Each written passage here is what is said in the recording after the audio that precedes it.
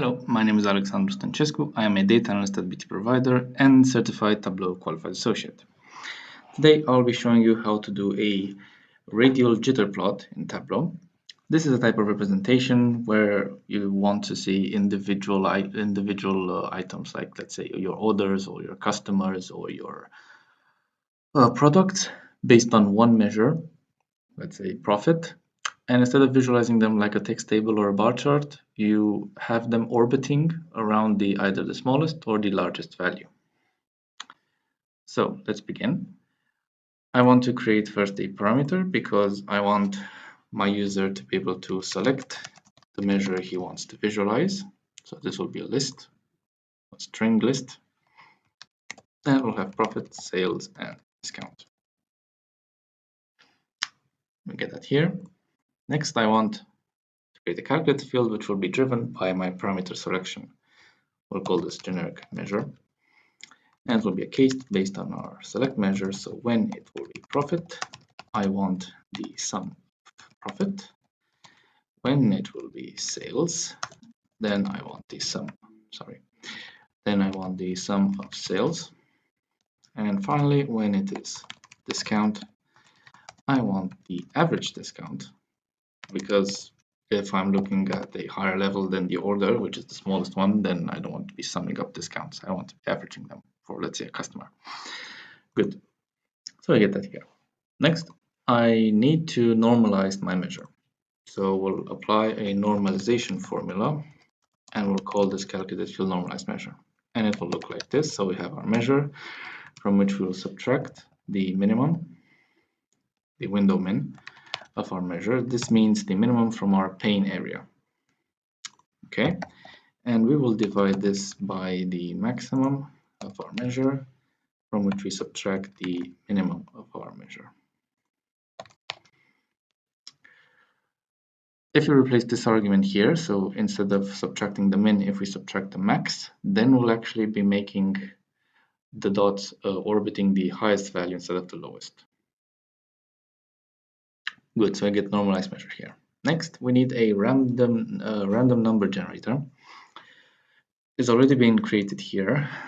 This is the formula behind it. This number here you can modify to anything you want. Now I want to create two x and y axes, which will give us our radial spread.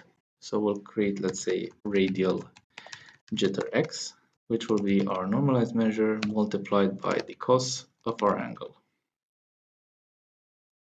We duplicate this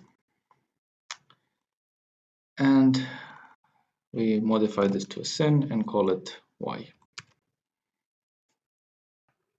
Now let's construct the visualization. So drag x onto columns, y onto rows.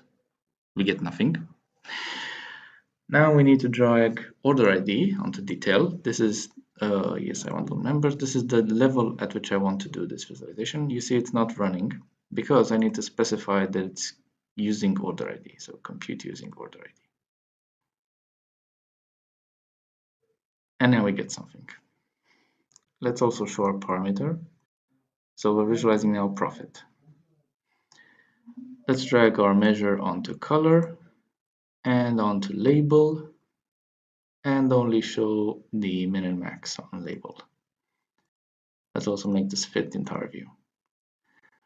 So what we're seeing here is this is the smallest profit, this is the largest one, and everything's orbiting around it. Let's change this from the default shape into a circle, and I want to add a border because you can easily visualize now the individual point here at the zero belt. And we can beautify this more by hiding the headers, they're not really that relevant, and formatting the background so we don't have these grid lines. They don't give us any more information. So now we're looking at, let's say, I don't know, planets orbiting a star, and these highest profit points are like, let's say, rogue stars in a solar system. If instead we're looking at discount, we'll see a different type of image where everything is collapsing into, let's say, a black hole here. So all our zero profit, zero discounts. Or you can look at these like, let's say, I don't know, seatings at a concert, like, I don't know, Metallica or something like that. And that's how I do a radial jitter plot.